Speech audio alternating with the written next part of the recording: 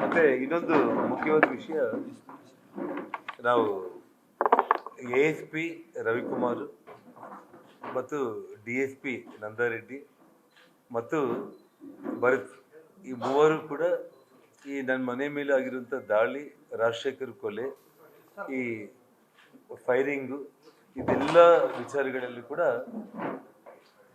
ಇದೆಲ್ಲ ಕೂಡ ಕಾನ್ಸ್ಪಿರಸಿ ಅನ್ನೋ ಕೂಡ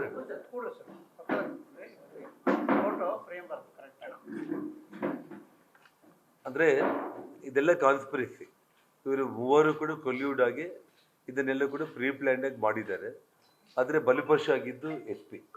ಹಾಗಾಗಿ ನಾನು ನಿನ್ನೆ ಕಂಪ್ಲೇಂಟ್ ಕೊಟ್ಟಿದ್ದೀನಿ. ನಾನು ಕಂಪ್ಲೇಂಟಿಗೆ ನಾನು ಸ್ಟೇಷನ್ಗೆ ಬರ್ತೀನಿ ಅಂತ ನಾನು ಹೇಳಿದೆ. ನಾನು ಸರ್ ನೀವು ಸ್ಟೇಷನ್ಗೆ ಬರೋದು ಬೇಡ, ಮತ್ತು ಸಿಚುವೇಶನ್ ಭಾಳ ಗಂಭೀರವಾಗಿದೆ ಅಂತೇಳಿ Mahantesh Brucepet police station circle inspector ಬಂದು ನಿನ್ನೆ ರಾತ್ರಿ 8:10 ರಿಸೀವ್ಡ್ ಕಾಪಿ ಮಾಡಿಕೊಂಡು ಸಿಗ್ನೇಚರ್ ಮಾಡಿ ಕಾಪಿ ತಗೊಂಡೋಗಿ FIR ನಾನು ನಿಮಗೆ 1 ಅವರಲ್ಲಿ ಕಳಿಸ್ಕೊಡ್ತೀನಿ ಅಂತೇಳಿ ಹೇಳಿದರು. ಆದರೆ ಇವಾಗ ಸಮಯ ಆಲ್ಮೋಸ್ಟ್ 1 ಗಂಟೆ ಆಗ್ತಾಯಿದೆ. ಇವತ್ತು ಮಧ್ಯಾಹ್ನ 1 ಗಂಟೆ ಆಗ್ತಾಯಿದೆ. ಅಂದರೆ ನಿನ್ನೆ ರಾತ್ರಿ 8 ಗಂಟೆಗೆ ತಗೊಂಡು ಹೋಗಿದ್ದಂಥವ್ರು 9 ಗಂಟೆಗೆಲ್ಲ FIR ಕಾಪಿ ರೆಡಿ ಮಾಡ್ತೀವಿ, ನೀವು ಡಿಜಿಟಲ್ ಸಿಗ್ನೇಚರ್ ಮಾಡಬೇಕು ಅಂದರೆ SP ಅವ್ರ ಹತ್ರ ಒಂದ್ಸಲ ಮಾತಾಡಿಬಿಟ್ಟು, ಮೇಲಿನ ಅಧಿಕಾರಿಗಳ ಹತ್ರ ನಾನು ಮಾತಾಡಿಬಿಟ್ಟು ಸ್ಟೇಷನ್ಗೆ ಬಂದು ನೀವು ಸೈನ್ ಮಾಡೋದಾ, ಅಥವಾ ನೀವು ಬಂದಿಲ್ಲ ಅಂದರೂ ಕೂಡ ನಿಮ್ಮ ಪರವಾಗಿ ಯಾರಾದರೂ ಒಬ್ಬರು ಬಂದರೆ ಕೂಡ ಸಾಕು ಅಂತೇಳಿ 9 ಗಂಟೆಗೆಲ್ಲ FIR ರೆಡಿ ಮಾಡಿ ನಾನು ಫೋನ್ ಮಾಡ್ತೀನಿ ಅಂತ ಹೇಳಿದ್ದಂಥವ್ರು ಪತ್ತೆ ಇಲ್ಲ ಅವರು. ಮತ್ತು ಇವಾಗ ನಾವು ಎಷ್ಟು ಬಾರಿ ಫೋನ್ ಮಾಡ್ತಾ ಇದ್ರು ಕೂಡ ಇನ್ನೂ ಲೈನ್ಗೆ ಅವ್ರು ಬರ್ತಾ ಇಲ್ಲ. ಅವ್ರಿಗೆ ಏನು ಒತ್ತಡ ಬಂದಿದೆ ಗೊತ್ತಾಗ್ತಾ ಇಲ್ಲ ನನಗೆ. ಇವಾಗ ಮಧ್ಯಾಹ್ನ ಇವತ್ತು ಆಲ್ರೆಡಿ 1 ಗಂಟೆ ಆಗಿದೆ ಸಮಯ. ಸೊ ಹಾಗಾಗಿ ಬಟ್ ರಿಸೀವ್ಡ್ ಕಾಪಿ ಅದೃಷ್ಟವಶಾತ್ ನಾನು ನಿನ್ನೆ ಇಲ್ಲೇ ನಾನು ತಗೊಂಡೆ. ನಾನು ಅವ್ರ ಹತ್ರ ಸಿಗ್ನೇಚರ್ ಎಲ್ಲ ಮಾಡಿಕೊಂಡು ಇದ್ರ ಮೇಲೆ ಮತ್ತೆ ನಾವು ಕಾನೂನು ಸಲಹೆಗಾರರ ಹತ್ರ ಮಾತಾಡಿ ಮುಂದಿನ ಕ್ರಮ ಏನು ಅಂತೇಳಿ ಇವತ್ತು ತೀರ್ಮಾನ ಮಾಡ್ತೀವಿ. IG ಅವ್ರನ್ನ ನಿನ್ನೆ ಶ್ರೀರಾಮುಲು ಹೇಳ್ತಾ ಇದ್ರಲ್ಲ, ನಮ್ಮ ಮನೆ ಮುಂದೆ ಇಲ್ಲೇ ಬಂದು IG ಇದ್ದರು, SP ಇದ್ದರು. IG ಅವರೇ ನಿರ್ಣಯ ತಗೋಬೋದಾಗಿತ್ತು ಈ ವಿಷಯದಲ್ಲಿ. ಇಮಿಡಿಯೇಟ್ ಇಷ್ಟು ಗಂಭೀರ ಸಿಚುವೇಶನ್, ಇಷ್ಟು ವಿಕೋಪಕ್ಕೆ ಹೋಗದೇನೆ ಆಯ್ಮನೆ ನಿರ್ಣಯ ತಗೊಂಡ್ಬಿಡ್ಬೇಕಾಗಿತ್ತು. ಇವಾಗ SP ಇದ್ದಾರೆ, SPಗಿಂತ ಮೇಲೆ ಇವರು. ಇಲ್ಲೇ ಇದು ಮತ್ತೆ ಏನಾದರೂ ಇದ್ರೆ ಇನ್ನ ಸಾಕಷ್ಟು ವಿಚಾರಗಳು ಇನ್ನೂ ಬರ್ತಾ ಇದೆ, ವಿಜುವಲ್ಸ್ ಎಲ್ಲ ಕೂಡ ಬರ್ತಾ ಇದೆ.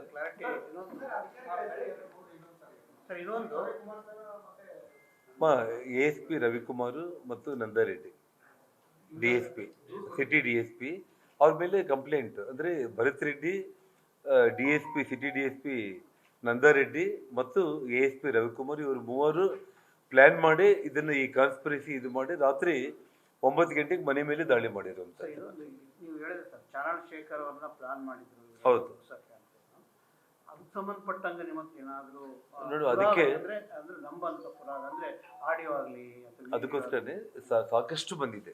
ಅಂದರೆ ಅವು ಏನಾಗಿದೆ ಅಂತಂದರೆ ಗಂಟೆಗಟ್ಟಲೆ ಇದ್ದಾವೆ ವಿಡಿಯೋಗಳು, ವಾಯ್ಸ್ಗಳು. ಅದರಲ್ಲಿ ಆ ಕ್ಲಾರಿಟಿ ಬಂದ ತಕ್ಷಣ ಇವಾಗ ನಾನು ಯಾವ ರೀತಿ ಟೆಲಿಕಾಸ್ಟ್ ಮಾಡಿದ್ದೇನೋ ಮತ್ತೆ ನಾನು ಕರೆದು ಮಾಡ್ತೀನಿ ನಾನು. Thank you.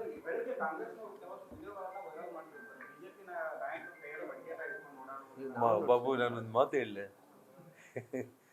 ಇವಾಗ ಅವ್ರ ಬಡಿಗೆಗಳು, ಬಾಟಿಲ್ಗಳು, ಕಲ್ಲುಗಳು, ಪೆಟ್ರೋಲ್ ಬಾಂಬುಗಳು, ಪ್ರೈವೇಟ್ ಗನ್ಮೆನ್ಗಳು ತಗೊಂಡು ಬಂದರೆ ಹೆಣ್ಮಕ್ಳು ಖಾರದ ಪುಡಿ ಎರಚಿದ್ದಾರೆ, ಕೈಯಲ್ಲಿ ದೊಣ್ಣೆ ಇಟ್ಕೊಂಡಿದ್ದಾರೆ ಅನ್ನೋದು ದೊಡ್ಡ ವಿಚಾರನ ಹೇಳಿ. ಅಲ್ಲ, ಅದು ಏನು ಮಾಬಲ್ಲಿ ಜನ ಸಿಕ್ಕಾಪಟ್ಟಿ ಇನ್ಸಿಡೆಂಟ್ ಆದ್ರೆ ಓಡಿ ಬರ್ತಾರೆ. ಇವಾಗ ಶ್ರೀರಾಮುಲು ಅವ್ರ ಮೇಲೆ ಏನಾಯ್ತು ಅಂತಂದ್ರೆ, ಶ್ರೀರಾಮುಲು ಜನಾರ್ದನ್ ಮೇಲೆ ದಾಳಿ ಆಗಿದೆ, ಫೈರಿಂಗ್ ಆಗಿದೆ ಅಂದ ತಕ್ಷಣ ಮನೆಗಳಿಂದ ಓಡ್ ಬರುವಂತ ಟೈಮ್ನಲ್ಲಿ ಹೆಣ್ಮಕ್ಳು ಅವ್ರ ಸೇಫ್ಟಿ ಕೂಡ ಅವರು ಖಾರದ ಪುಡಿ ತಗೊಂಡ್ ಬಂದಿರ್ತಾರೆ. ನಮ್ಗೆ ಗೊತ್ತಿಲ್ಲ, ಸರ್ಕಾರನೇ ಕಾನೂನಲ್ಲಿ ಒಬ್ಬ ಹೆಣ್ಮಗಳು ದಾರಿಯಲ್ಲಿ ನಡಿಬೇಕು ಅಂತಂದ್ರೆ ಪೆಪ್ಪರ್ ಸ್ಪ್ರೇ ಮತ್ತು ಸ್ಟಿಕ್ಸ್ ಅನ್ನ ಇಟ್ಕೊಂಡು ಅಧಿಕೃತವಾಗಿ ಒಂದು ಕರೆಂಟ್ ಶಾಕ್ ಹೊಡೆಯುವಂಥ ಸ್ಟಿಕ್ಸ್ ಮತ್ತು ಪೆಪ್ಪರ್ ಸ್ಪ್ರೇ ನಿಮ್ಮ ಬ್ಯಾಗಲ್ಲಿ ಇಟ್ಕೊಂಡು ಹೆಣ್ಮಕ್ಳು ಪ್ರಯಾಣ ಮಾಡ್ಬೇಕಂತೇಳಿ ಕಾನೂನೇ ಹೇಳ್ತಾ ಇರುವಂಥ ಸಂದರ್ಭದಲ್ಲಿ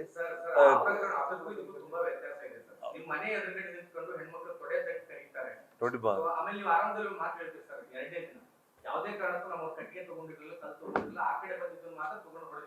ಹೌದು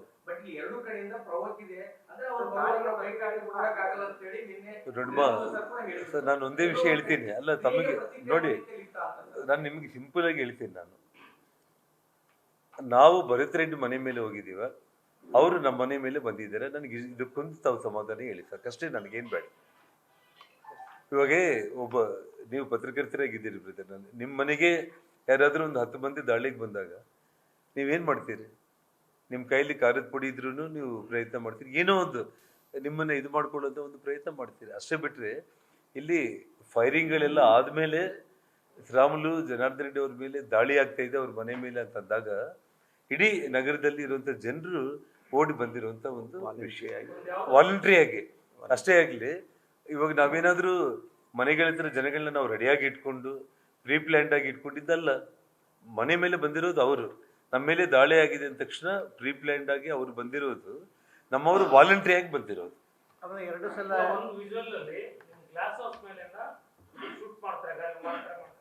ಅದೇ ನಾನು ಇವಾಗ ಹುಡುಗನ್ನ ತೋರಿಸಿದ್ನಲ್ಲ ಇವಾಗ. ಅಲ್ಲ, ನಾನು ಅದಕ್ಕಿಂತ ನಾನು ಹೇಳ್ತಾ ಇರೋದು, ಇವಾಗ ನಾನು ಹೇಳ್ತಾ ಇರೋದು ಮೇಲೆ ನಿಮ್ ಗನ್ಮೇನ್ ಏನಾದ್ರು ಕಾಣಿಸಿದ್ರೆ ಅವ್ರನ್ನ ಇವಾಗ ಇಟ್ಕೊಂಡು ಹೋಗ್ಬಿಡಿ ನೀವು. ನಾವು ಇಲ್ಲೇ ಕುಂತಿದೀವಲ್ಲ ನಾವೆಲ್ಲರೂ ಕೂಡ.